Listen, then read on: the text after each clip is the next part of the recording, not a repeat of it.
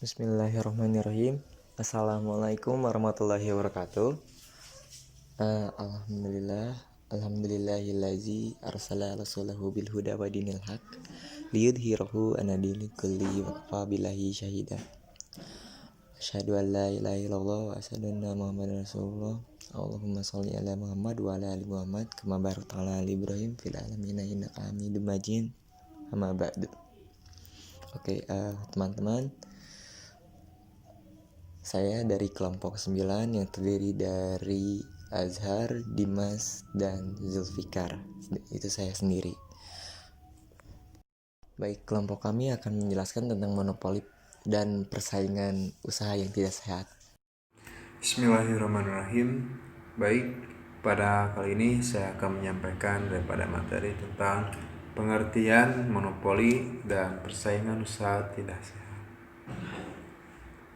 Munculnya persaingan menjadikan setiap pelaku pasar dituntut untuk terus menemukan metode produksi yang baru untuk memperbaiki kualitas dan harga barang maupun jasa yang dihasilkannya, sehingga terciptalah efisiensi ekonomi. Efisiensi ini bisa dilihat dari keseimbangan daripada sudut pandang konsumen. Keseimbangan ini bisa dikatakan dalam sudut pandang konsumen, sehingga konsumen itu bisa menikmati barang ataupun jasa yang tinggi kualitasnya dengan harga yang seimbang. Oke. Nah, keseimbangan di sini itu bisa dikatakan efisiensi daripada ekonomi. Nah, sebaliknya, adapun inefisiensi yang dimana ketika hal ini itu tidak berjalan dengan hal wajar, dengan tidak sewajarnya. Dalam artian, ada metode-metode yang muncul daripada pelaku pasar ini yang bersinggungan, yang artinya tidak sesuai. Ketidaksesuaian ini itu memunculkan daripada persaingan usaha tidak sehat, dan salah satu metodenya yaitu monopoli. Makanya selanjutnya kita akan membahas apa pengertian daripada monopoli. Oke, selanjutnya daripada pengertian monopoli. Menurut Kartika dan Simanguson pada tahun 2007 itu berpendapat bahwa monopoli adalah situasi pengadaan barang dagangan tertentu di pasar lokal ataupun nasional. Sekurang-kurangnya sepertiga dikuasai oleh satu orang dan satu kelompok, sehingga harganya dapat dikendalikan.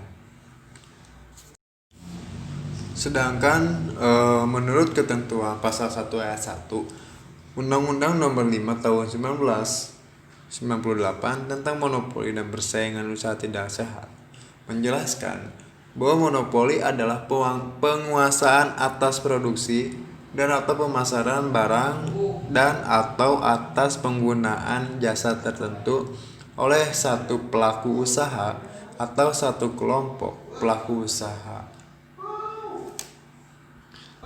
Dan lagi, menurut Peter Mahmud Marzuki tahun 2001 yang mengatakan bahwa monopoli yang dilarang oleh undang-undang adalah monopoli yang menyebabkan terjadinya penentuan pasar, pembagian pasar, dan konsentrasi pasar. Oke.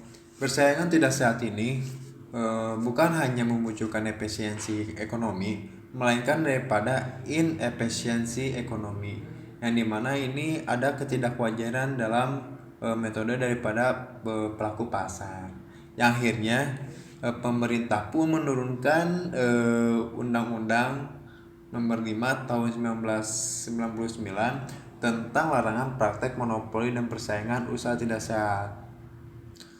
Undang-undang ini kini tengah memasuki arena penegakan hukum dan diharapkan mampu memberikan manfaat bagi masyarakat serta menciptakan efisiensi bagi pelaku usaha yang tentu saja akan membawa kesejahteraan bagi konsumen. Undang-undang tentang monopoli dan persaingan usaha tidak sehat ini bisa dikatakan sangat serius dikarenakan ada 11 bab yang membicarakan tentang hal ini, dan adanya sanksi di bab nomor 8. Bismillah, di sini saya akan menjelaskan tentang perspektif hukum Islam. Larangan praktek monopoli dan persaingan usaha tidak sehat ketika dihubungkan dengan hukum Islam. Paling tidak secara substansial, persamaannya dapat dilihat di dalam larang melakukan penimbunan harta, ikhtiar atau ihtikor, dan tak tasyir atau penetapan harga. Di samping itu, bentuk persaingan tidak sehat dalam tinjauan hukum Islam juga dapat dilihat dalam larangan talokir ruban. Namun, mengingat dalam sebuah hadis dinyatakan bahwa Rasulullah melarang menghadang rombongan dan berlomba-lomba menaikkan harga. Hadis ini menjelaskan larangan menghadang atau menjemput bola serombongan pedagang sebelum mencapai pasar dengan motivasi ingin menghancurkan dan mengacaukan harga pasar. Hadis ini secara implisit menegaskan perlunya kejujuran dalam persoalan harga. Langsung saja, saya akan menjelaskan dengan poin ihtikar. Berkenaan dengan hadis larangan penimbunan harta banyak dimuat dalam kitab-kitab hadis ya. Di antaranya disebutkan di dalam kitab Sunan Ibnu Majah yang berbunyi Hadasana Abu Bakr bin Abi Saibah, hadasana Yazid bin Haruna an Muhammad bin Ishaq an Muhammad bin Ibrahim an Sa'id bin Musayyabi an Ma'mar Abdullah ni nadlahu qala Rasulullah sallallahu alaihi wasallam yahtakiru ila khoti. Ihtikar secara bahasa diterjemahkan dengan menahan atau mengumpulkan. Berdasarkan penjelasan ahli bahasa, ada kalanya ihtikar atau penimbunan harta dimaksudkan untuk dikonsumsi sendiri, ada kalanya dimaksudkan untuk perdagangan kembali ketika harga barang yang ditimbun termasuk sedang melambung di pasar. Menurut Al-Ghazali yang menyatakan penimbunan barang diharamkan apabila 1. Barang yang ditimbun itu adalah kelebihan dari kebutuhannya berikut tanggungan untuk persediaan 1 tahun penuh.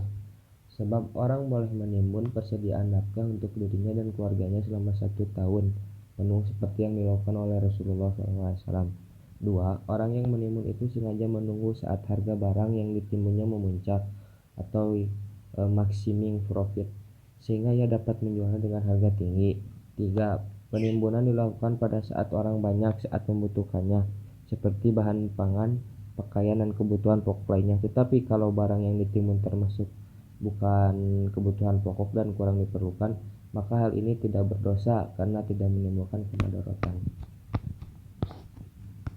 Lanjut ke poin tasyir. Bentuk praktek monopoli dan persaingan tidak sehat juga terjadi dalam persoalan penetapan harga. Berdasarkan hal ini, Rasul tidak mau terlibat dalam melakukan intervensi terhadap harga atau yang sering disebut dengan tasyir. Hadis tentang tasyir sebagai berikut. Hadasana Muhammad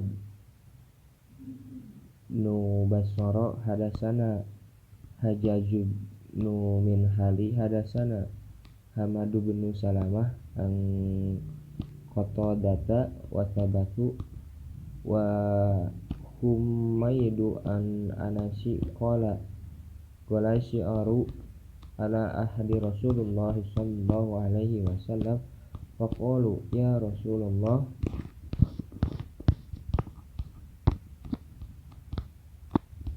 syair lana faqala innallah huwal musyayiru qabidu basyid rajaku wa inni la urju an alqa rabbi walisa ahadun minkum yatlubuni bima dharimati fi dami wala mali qala Abu Isa hada hadisun hasanun sahihun. Matanya dari hadis ini menceritakan bahwasanya pada masa Rasulullah SAW, tepatnya di Madinah, terjadi sebuah peristiwa di pasar dalam bentuk melambungnya harga-harga kebutuhan pokok. Para sahabat pada waktu itu meminta kepada Rasulullah untuk menetapkan harga. Rasulullah menjawab permintaan sahabatnya dengan ungkapan, sesungguhnya Allah lah yang menentukan harga, yang menahan dan melapangkan dan memberi rezeki. Sangat aku harapkan bahwa kelak aku menemui Allah dalam keadaan tidak seorang pun dari kamu menuntutku tentang kezaliman dalam darah maupun harta.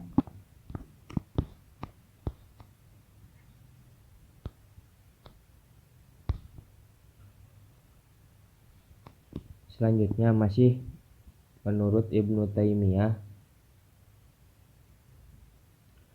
penolakan Nabi Muhammad untuk memenuhi permintaan beberapa orang tersebut disebabkan karena baik penjual dan pembeli sebenarnya adalah satu kelompok yang sama. Min jins wahid, tidak bisa diidentifikasi siapa yang telah mempengaruhi harga. Ini tentu berbeda jika yang melakukannya diketahui dan tentu saja akan menjadi lebih mudah melakukan intervensi seharga.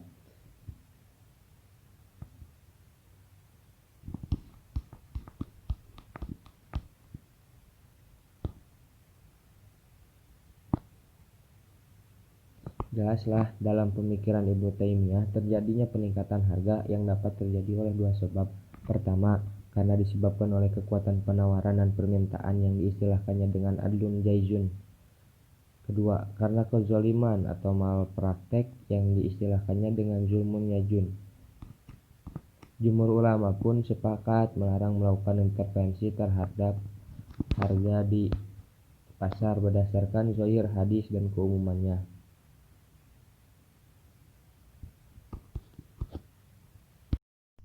Oke, assalamualaikum warahmatullahi wabarakatuh. Saya Zulfikar.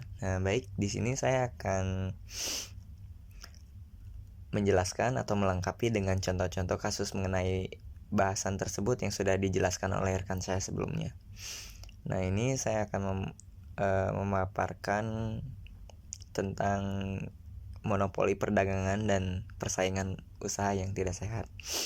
Yang pertama, mengenai kasus dilarangnya menimbun suatu barang. Karena kasus ini juga termasuk dalam kategori monopoli atau disebut juga price maker. Nah, saya akan mengambil salah satu contoh kasus mengenai kebutuhan masyarakat yang ditimbun. Nah, salah satunya itu barang, yaitu minyak tanah. Karena barang tersebut dibutuhkan bagi setiap lapisan masyarakat.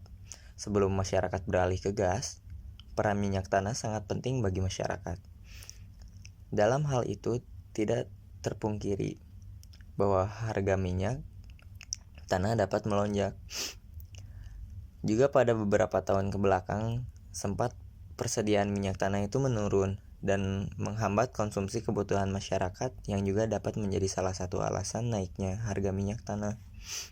Nah, dalam keadaan seperti itu, banyak oknum-oknum yang tidak bertanggung jawab lalu menimbun minyak tanah demi kepentingan mereka sendiri.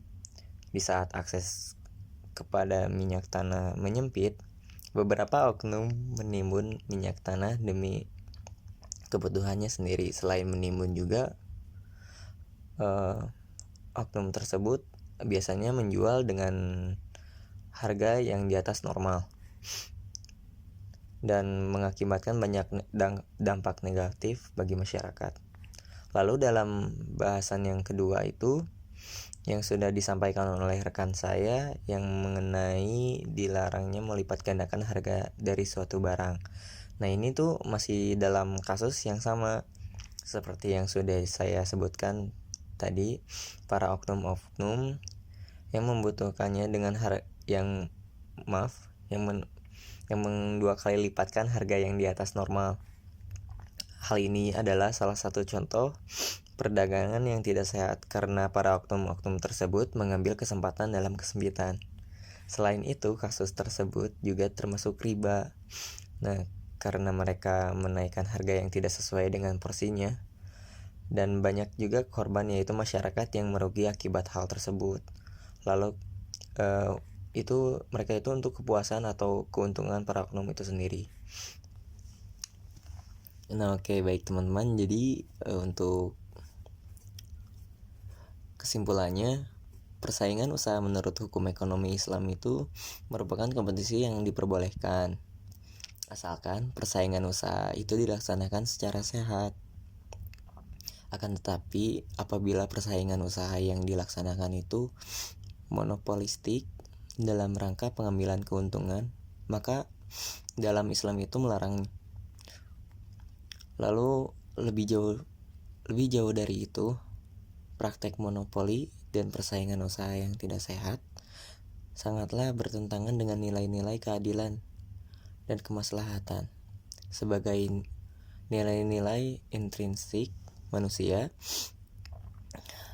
Abainya nilai-nilai keadilan dan kemaslahatan dalam kehidupan manusia menyebabkan aktivitas bisnis yang dimaksud untuk mewujudkan kesejahteraan malah tidak terwujud sama sekali. Oke, cukup sekian dari presentasi kelompok kami. Maafkan apabila ada salah kata dari kami, mohon maaf. Assalamualaikum warahmatullahi wabarakatuh.